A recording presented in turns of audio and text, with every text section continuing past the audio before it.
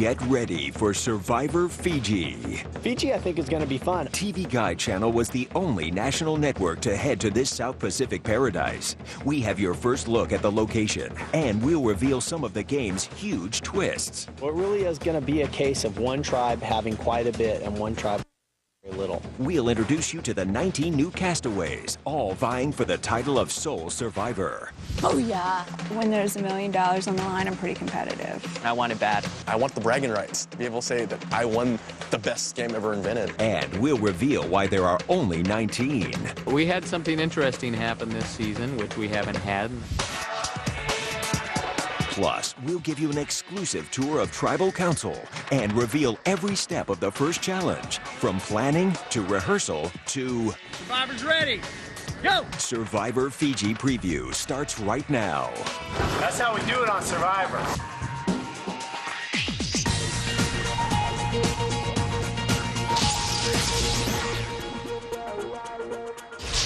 Hey everyone, welcome to Survivor Fiji Preview. I'm Yul Kwan. Last year, I managed to survive 39 days in the Cook Islands and one of Survivor's most talked about twists to win the title of Sole Survivor. And while we certainly had our share of memorable moments in the Cook Islands, this new season promises a very diverse new group of castaways ready to take on the ultimate game. First up, let's explore the stunning and remote location to find out some of the big twists of Survivor Fiji. When they said, all right, we're going to Fiji, I thought, wow, okay. Why did it take us 14 seasons? Fiji just sounded like Survivor. This season's location is both a tourist delight of beautiful beaches mixed in with some vastly untapped rugged areas. It's kind of funny that we haven't been to Fiji before now. The topography is beautiful, something different. You have a lot of mountains and you have great water. Of course, this is Survivor, so naturally some danger is in store for the contestants. We have a big cannibalism theme going on this year because Fiji is one of the places where, as recently as 100 years ago, cannibalism was very normal. And this was a place that the explorers used to avoid because it was kind of a scary place to them. One thing we're doing this season that we haven't done in a while is a food eating challenge. We're going around, as we always do, to the locals and saying, what do you eat? One of the things that surprised me that they say they eat all the time is pig snouts. And I thought, wow, is that Survivor? Yeah. Exile Island is back with a twist. Some dangerous creatures like some really poisonous snakes. This time, the hidden immunity idol is located on your beach.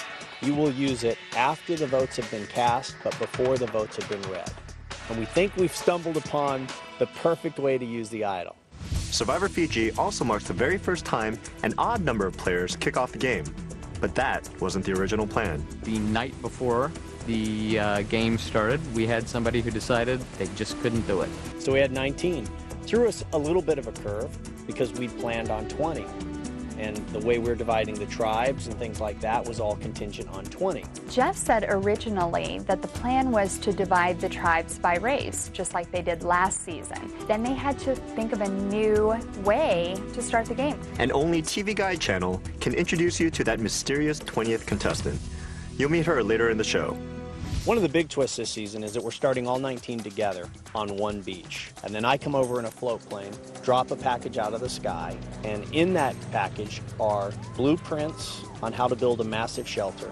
And we give them, hidden in the woods, a large supply of lumber, tools, nails, and we charge them with the challenge of building the most amazing shelter they can. All 19 work together to create this massive shelter. Then, on day 3 in the first episode, they show up and find out they're not going to be living as one tribe. They're going to be living as 2 tribes. Luxury on one side, misery on the other. This season will truly be a case of the have and have-nots. The idea is to create one tribe that has everything and one tribe that has nothing, and see what that animosity does. One of the new castaways gearing up for this season is 38-year-old single mom and former beauty queen, Rita. She has reality TV in her blood. Her brother Nick was a finalist on season 2 of Project Runway. Visually, I am very healthy and have kept in shape and athletic thanks to running after my 2 kids. Rita, I'm so beautiful for my age, is a fascinating woman. I think she should be a really good character on the show. I'm actually welcoming the coming back to nature sort of things. The simplifying, it's kind of funny, that saying that says, be careful what you wish for. Oh my gosh, you know, I'm not sure that I want to simplify this much. Can Rita win the game? No. Rita will not win the game.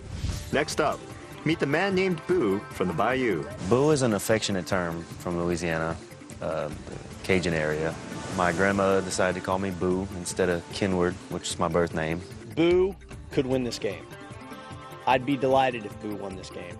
I'm not sure I buy the New Orleans twang and the charm that that's all Boo is, but it works. I've always been a Tom Sawyer, Huckleberry Finn type of person, so this is the greatest opportunity to do that. And there's also a pot of gold possibly to be found. Later, Survivor's ready. Go! we'll give you an exclusive peek at a challenge you'll see this season. They have the machete! But up next, I'll do it. I'll do it if they make me, but rather not. I'm willing to see what I'm willing to do for $1 million. do these contestants have what it takes to become the sole survivor? Find out right here on TV Guide Channel, America's TV headquarters. Welcome back to Survivor Fiji Preview. I'm Yul Kwan, winner of Survivor Cook Islands. Now earlier, we introduced you to a couple of the castaways competing for the $1 million in Fiji. Now it's time to reveal more, including a woman whose day job should come in handy as the tribe builds its own shelter. I am an architect, and I've run my own little firm now for about 26 years. Sylvia is going to annoy some people.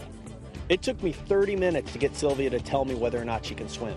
As the oldest woman this season, 52-year-old Sylvia plans on being a bit of a leader. I've been around a lot longer than most of the contestants, and as a result, there are things that I've gone through that they might never have. Good luck, Sylvia.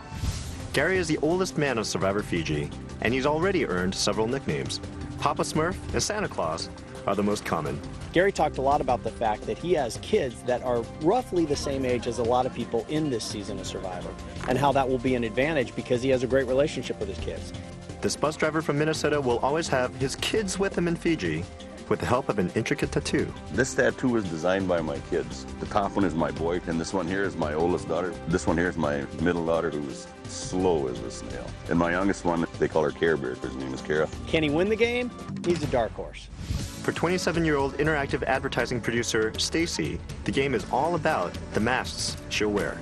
I don't really see myself as much of a leader. I'm a follower, but then I can, if I need to, become that. So I'm versatile, I'm like a chameleon in this game. I just can't get a read on it. And I would say that's not a good sign, because if you can't read somebody, it's hard to trust them. Stacy cannot win this game.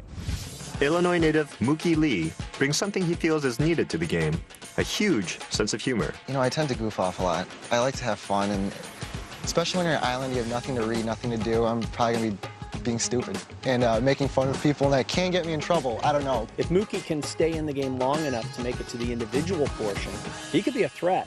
As a result of one of Louisiana's worst natural disasters, 26-year-old Erica already has quite a bit of survival experience. I was living in Jackson, Mississippi, and then I relocated to New Orleans for a job position.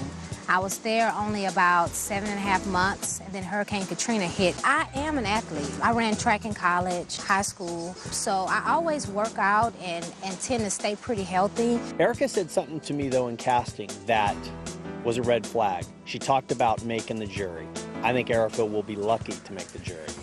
Nice person, but doesn't have the killer instinct to win this game. LA-based makeup artist Jessica has studied the game and come away with a strategy based on a former winner. My favorite player out of all of the seasons that I've watched is Sandra from Pearl Irons. And I want to bring back that move that she did. She's sleeping, you see one eye open, she sees two people going off, she follows them. I think that was the best move I've ever seen played, and I want to bring it back. I think it was brilliant. I think Jessica's somebody that people are going to like.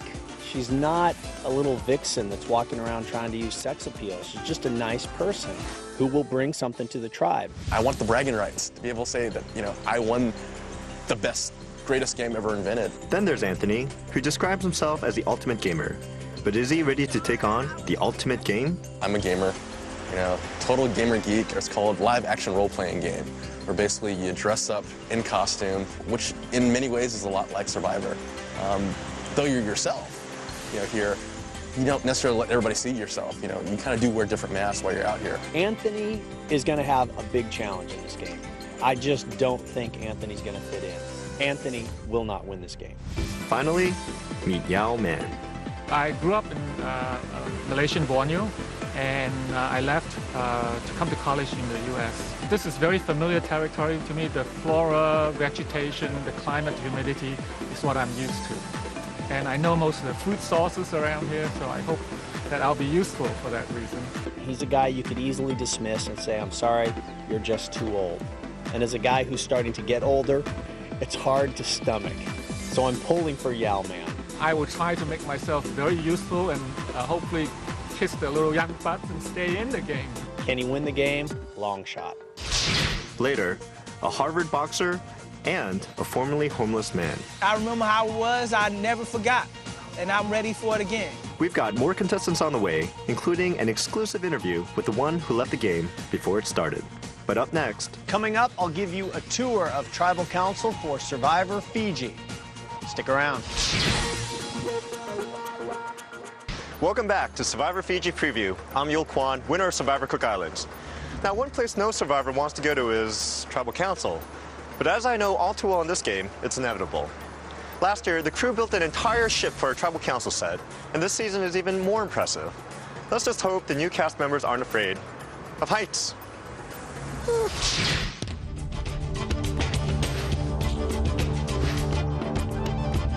This is the Tribal Council for Survivor Fiji.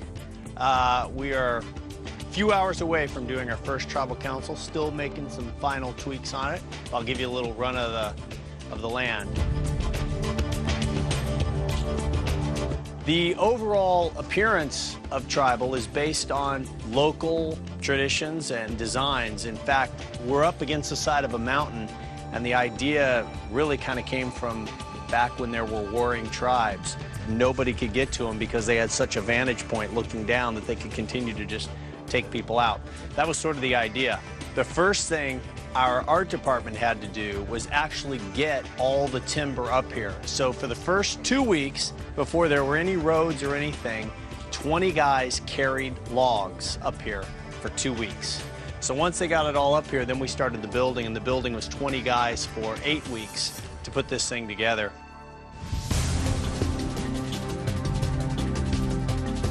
The entrance for the survivors when they actually come here and walk up is the longest we've ever had in any survivor. It's 200 steps total.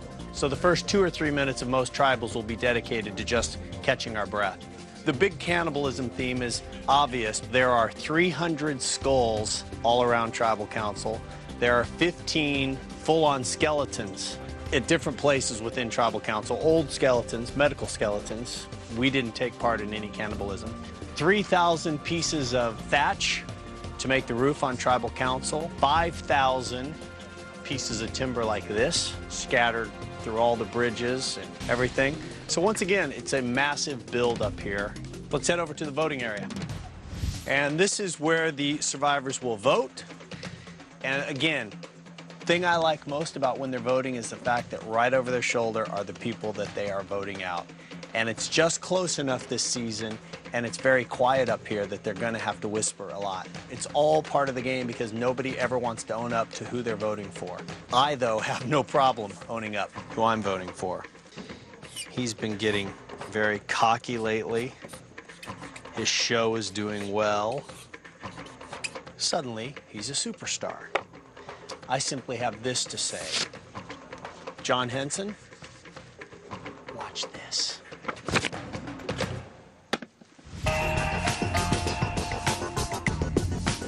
And then, of course, the last and best part is the snuffing of the torch.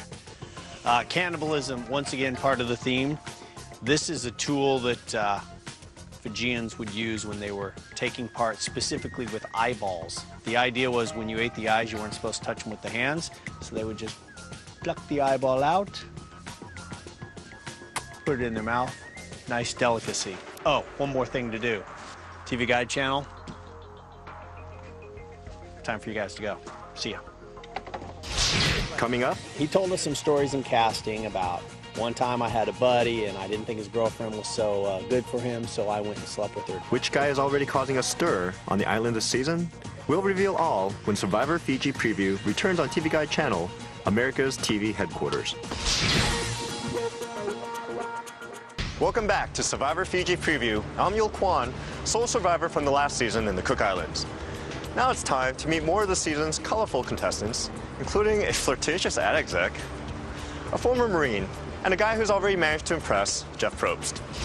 I think that just comes down to how badly do you want it. And I want it bad.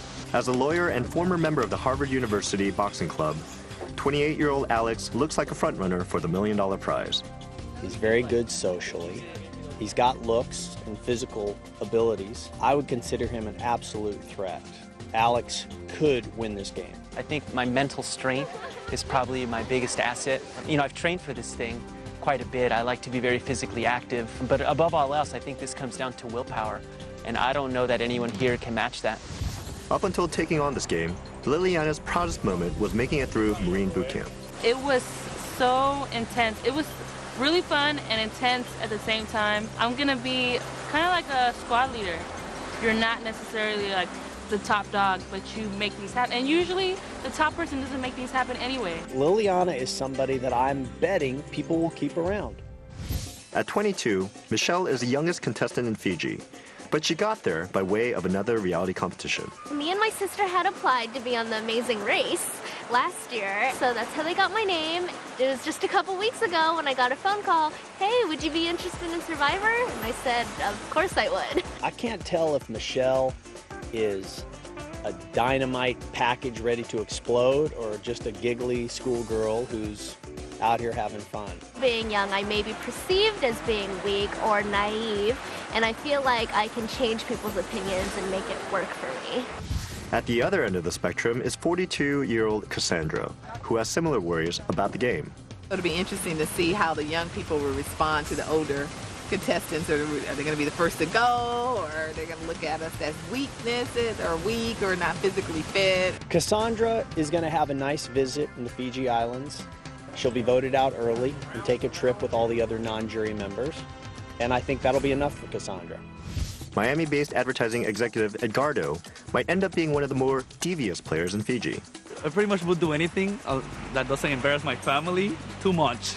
But there's going to be some stuff that I'll do that will embarrass them anyway, so I have to live with it. He told us some stories in casting about one time I had a buddy and I didn't think his girlfriend was so good for him, so I went and slept with her to prove to him that she was not a worthy wife. So that's Edgardo's moral code. In a game like Survivor, Edgardo could win. Just ahead, only we can take you behind the cameras and reveal the show's secrets. And later, our interview with the contestant you won't be seeing this season. It's a TV Guide Channel exclusive coming up. Welcome back to Survivor Fiji Preview. I'm Yul Kwan, winner of the most recent season in the Cook Islands. Now this time around, the crew is shooting in one of the most remote locations ever. So how do they manage to create an incredible world for the castaways and the viewers? Only TV Guide Channel sent cameras to Fiji to find out. We came out into a field in the middle of Fiji. There was nothing but trees.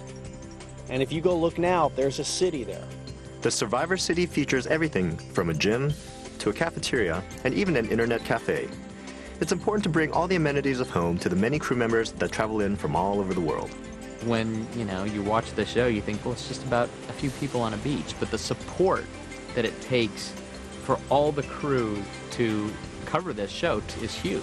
The show that needs to be done and never will be done is the true behind the scenes of Survivor.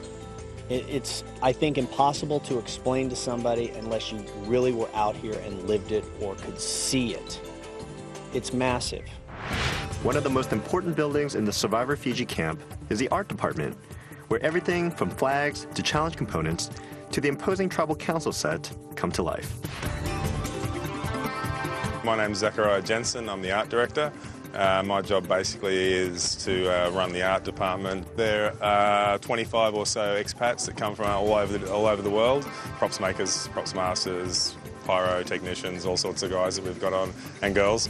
And probably about 50 or so locals, also varying in skills. The cannibal theme is coming up quite a bit in this one. Lots of skulls, bones, remains of that type of thing, as that part of their culture is really not that far away. I've been using a lot of bush vine for bindings instead of rope, which is also available in the nearby forests, which is good. Helped a lot because my rope shipment got delayed. Later, we've got your exclusive look at an actual challenge you'll see this season. But up next, he's money all the way. Is she gonna show up? Or is this a lot of talk that's gonna fold the minute the game begins? Jeff Probst holds nothing back as we reveal the rest of the castaways. Stick around. There's more to come on Survivor Fiji Preview, right here on TV Guide Channel, America's TV headquarters. Welcome back to Survivor Fiji Preview. I'm Yul Kwon, winner of Survivor Cook Islands. Now, one of the things that many viewers don't know is that survivors aren't allowed to talk to each other until the game actually begins. Not during casting, not during travel to location, not even before and after their interviews with the press. So we decided to find out what these castaways actually think, what they wanted to know about each other. And some of their inquiries are very interesting. There's this big old guy. I'm like, how'd you get so big?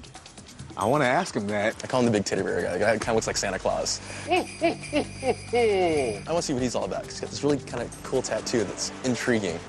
Let me know a little bit more about him. There's a guy that looks like Santa Claus, so I want to see if he's a real thing or not. And where's my gift? The lovely African-American woman with the braids, who's got a beautiful smile, and I've just been dying to talk to her. She actually reminds me of Suri, and I want to find out more about her because I want to see how that might play out. She's Asian and she's older and just hilarious. I can imagine she's funny because some of the things and facial expressions that she makes. So I'm curious about how she got here. There's another woman who has like this red haircut. When it's down, it looks like a mullet. I think she's gonna get a ton of time on TV. The little old Asian dude. I just want to shake his hand and be like, God bless you. There's another guy, he's obviously from Boston. I call him Shane Jr. because he looks like Shane. He kind of carries himself in that way, you know, he's from Boston. I think he's gonna be like one of the major players. Like you could totally tell, he's the Boston guy. He just seems like he's a feisty, like don't f with me type of guy. I think it'll be very entertaining television, to be honest with you. You know what I mean? Coming up. Survivor's ready! Go! You can only see it here. Check out a sneak peek at a Survivor Fiji challenge. That and more when Survivor Fiji Preview returns. Welcome back to Survivor Fiji Preview. I'm Yul Kwon, winner of Survivor Cook Islands. Now it's time to meet the final batch of contestants, and we'll introduce you to the mysterious 20th castaway who dropped out just before the game kicked off. But first up, a guy who proved he knew how to survive a long time ago. We was homeless for like 10 months. We actually stayed in the back of a soup kitchen. Some people never in their life been in a situation. Some people never even had to search for food. Some people don't even know what they're getting themselves into. When you beat and tired and have to keep yourself mentally there, I'm good with that. One of the ways Dre learned to survive on the streets was performing tumbling and acrobatics as a kid. We started flipping on the street and the drug dealers be like, oh, yeah, man, hey. And they started giving us money, you know what I'm saying? We was like, we had money? Dre could easily end up on the outside through no fault of his own, just an inability to really know how to do the social thing. And that would be a tragedy. Oh, yeah. 36-year-old musician Lisi had one of the more colorful day jobs of the cast, working as a customer service rep for a psychic service company in Los Angeles. Basically, my job was to refer them to psychics. So that meant that we had to get readings. And would you believe that some of the psychics actually told me about this madness? I think Lisi could be a crowd favorite, or Lisi could be very annoying, or Lisi could simply disappear and be an early vote off. Even though he only learned he was going to Fiji 2 weeks before the show started, Santa Monica-based advertising executive Earl thinks he's found a surefire way to win this game. To walk around and say, I have this strategy, I'm going to do this, and I'm going to be the leader, man, you're in for a tough, long haul. I'll seize opportunities when they're there, and I'll retreat when it's time. That's a good strategy. It's playing to win. You're going for one thing, I'm playing to win. And as far as I'm concerned, why else are you out here?